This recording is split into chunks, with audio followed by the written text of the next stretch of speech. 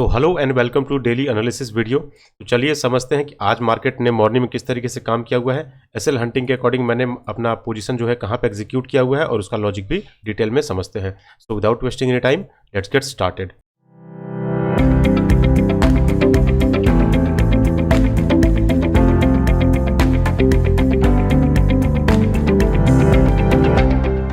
सबसे पहले क्या है, हमें वही प्रीवियस डे का एनालिसिस करना होता है, जैसे इंपॉर्टेंट लेवल्स वगैरह हो गया, प्रीवियस डे का चार्ट रिपीट का कॉन्सेप्ट हो गया, या फिर रिट्रेसमेंट और स्टॉप लॉसेस कहाँ कहाँ पे अवेलेबल है। तो इंपॉर्टेंट लेवल्स की अगर मैं बात करूँ तो ये हो गया अपना प्रीवियस डे का हाई, हो गया ये अपना प्रीवियस डे का अच्छा खासा सपोर्ट या रेजिस्टेंस जो भी आप मार्कआउट कर सकते हो, और तीसरा हो गया प्रीवियस डे क्लोजिंग के आसपास एक साइकोलॉजिकल नंबर भी है, और एक हो गया प्रीवियस डे का लो।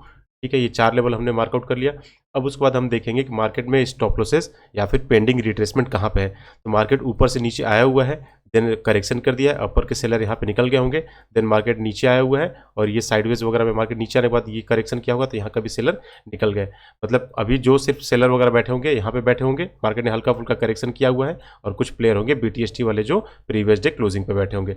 ठीक है, तो अब हमें यहाँ पे ओपनिंग के अकॉर्डिंग यहाँ पे ट्रेड बनाना है। ठीक है, अगर gap up normal gap up होता है तो प्रीवियस डे क्लोजिंग को टारगेट करेंगे, नॉर्मल गैप डाउन होता है तो भी प्रीवियस डे क्लोजिंग को टारगेट करेंगे, हेवी गैप अप और हेवी गैप डाउन में वगैरह में हम कंटिन्यूएशन का ट्रेड लेंगे, और अगर मान के चलो फ्लैट ओपन होता है तो हम इंट्राडे सेल बनने देंगे, देन उसके बाद हम अपने आप यहाँ पे ट्रेड एग्जीक्यूट करेंगे। ठीक है, तो पहला हो गया इंपॉर्टेंट लेवल, दूसरा हो गया यहाँ पे स्टॉप लॉसेस एंड रिट्रेसमेंट, तीसरा हो गया चार्ट रिपीट। प्रीवियस डे में मार्केट ने कैसा चार्ट बनाया हुआ है, सेलिंग का चार्ट बनाया है, तो आज हो सकता है मार्केट यहाँ पे बाइंग का चार्ट बना दे।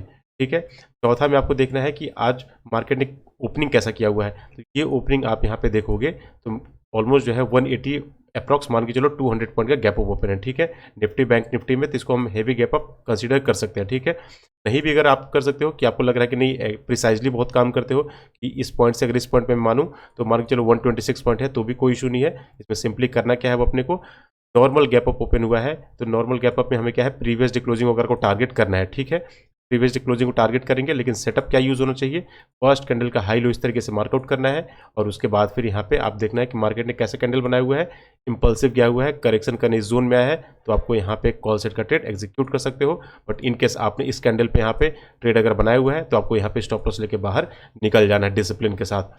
ठीक है, मैंने अपना ट्रेड कहाँ बनाया हुआ था, नॉर्मल गैप अप ओपन हुआ था, इसको मैंने बिग गैप अप ही कंसीडर करके रखा हुआ था, क्योंकि निफ्टी वगैरह में आप देखोगे तो अच्छा खासा गैप अप उसमें भी हुआ है। और अपर साइड में स्टॉप लॉस की अगर मैं बात करूं तो 5 मिनट का टाइम फ्रेम आप अगर यूज करोगे तो आपको यहाँ पे दिखेगा कि जो सेलर वगैरह यहाँ पे है उनके स्टॉप लॉसेस वगैरह यहाँ पे डेफिनेटली पड़े होंगे। जो ऑप्शन सेलर है जिन्होंने कॉल राइट करा होगा तो मार्केट उनको डरा के निकालने के लिए एक बार रैली ऊपर करेगा, जब ये निकल जाएंगे देन मार्केट अपने रैली को डाउन साइड कर सकता है। ठीक है, अब यहाँ पे चलते हैं कि मैंने अपना ट्रेड कहाँ एग्जीक्यूट किया हुआ था वो डिस्कस कर लेते हैं।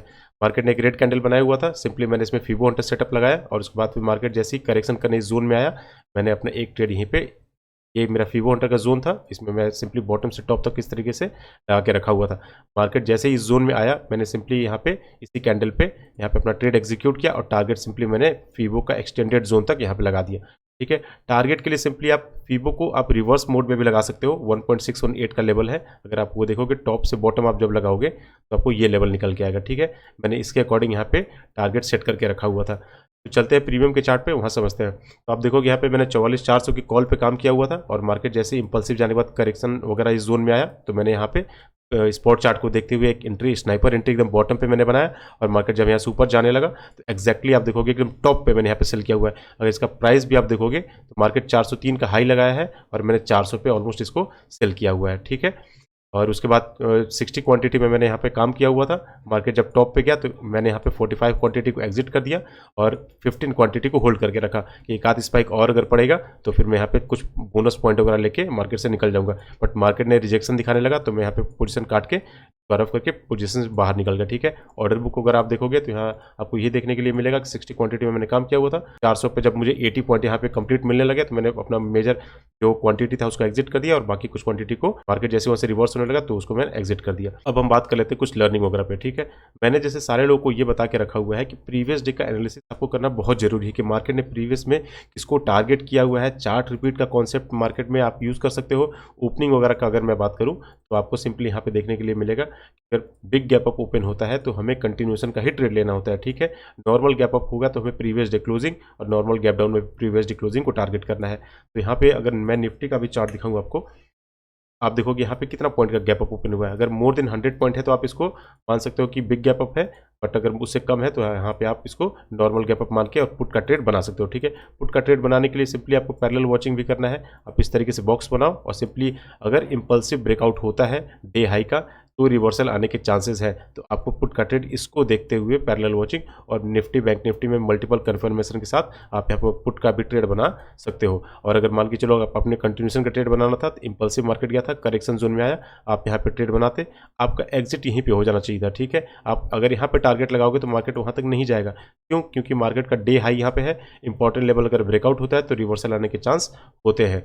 तो ये सब चीज़ मल्टीपल कन्फर्मेशन के साथ आप ट्रेड जब बना लेते हो तो ये सारा चीज़ आपको देखना पड़ेगा। तो इसमें टारगेट के लिए मैंने सिंपली ये लगा के रखा हुआ था कि अगर इस टॉप से बॉटम पे मैंने लगा के रखा था और मार्केट 1.618 का लेवल एक रिजेक्शन लेवल होता है, मार्केट अगर यहाँ पे होल्ड वगैरह करके ब्रेकआउट करेगा तो मैं अपना पोजीशन को होल्ड कर लूंगा, अदरवाइज मार्केट रिजेक्शन दिखाता है तो मैं पोजीशन अपना काट के बाहर निकल जाऊंगा यहाँ से। ठीक है, तो इस तरीके से आप जो है ट्रेड बनाने के बाद ये सब चीज़ एनालिसिस आपको करना पड़ेगा कि मार्केट अगर यहाँ से ऊपर जा भी रहा है, मान के चलो फीबो हंटर ही आपने लगाया, ठीक है, फीबो हंटर देखो आपको कितना बढ़िया काम कर रहा है।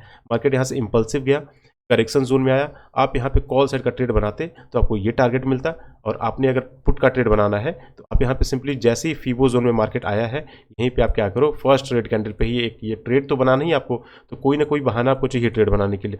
तो सेटअप यहाँ पे क्या है कि मार्केट यहाँ पे हमारे फीबो जोन में आया हुआ है। ठीक है, मार्केट ने इस जोन का रिस्पेक्ट किया हुआ है तो इसका भी रिस्पेक्ट करेगा यहाँ पे। तो ये सोच के आप यहाँ पे और ट्रेड बना के और 30 पॉइंट का स्टॉप लॉस और अपना ब्लू लाइन या ब्लू लाइन से नीचे या फिर स्विंग वगैरह तक जहाँ तक आपका होल्डिंग कैपेसिटी है उसके अकॉर्डिंग आप यहाँ पे ट्रेड बना के प्रॉफिट बुकिंग वगैरह कर सकते हो। ठीक है, अब मान के चलो किसी ने यहाँ पे ट्रेड बनाया है तो मार्केट को देखिए जाना नीचे है, मार्केट क्या करता है कि कभी भी सेलर को यहाँ बैठने नहीं देगा, तो मार्केट क्या करेगा, बार बार सेलर को रिट्रेस कर करके भगाएगा उनको, और जब वो भाग जाएंगे तब मार्केट क्या करेगा, पैनिक सेलिंग दिखाते हुए नीचे चला जाएगा। मार्केट किसी को भी यहाँ पे नहीं छोड़ता है, सेलर बैठेंगे उनको निकालेगा, बायर बैठेंगे उनको निकालेगा।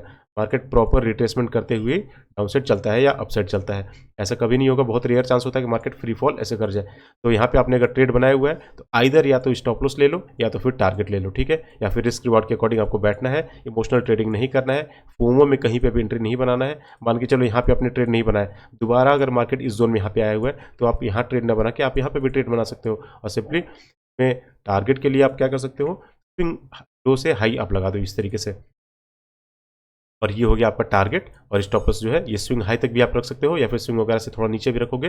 30 पॉइंट या 40 पॉइंट 10% ही जनरली मैं सजेस्ट करता हूँ कि आप कोई भी प्रीमियम अगर ले रहे हो तो 10% का आप स्टॉप लॉस रखो और 20 पॉइंट का टारगेट रखो, 20% का टारगेट रखो। तरीके से जो है आपको अच्छा रिजल्ट देखने के लिए मिलेगा। क्लियर है? तो आई होप कि आज का जो चार्ट है, मेरा जो सेटअप है वो सारे लोग को समझ में आया होगा, बट फिर भी कोई डाउट होगा तो आप डेफिनेटली मुझसे कमेंट सेक्शन में पूछ लेना। सो इस वीडियो को यहीं पेंड करते हैं। Thanks for watching, see you next video, take care, bye bye.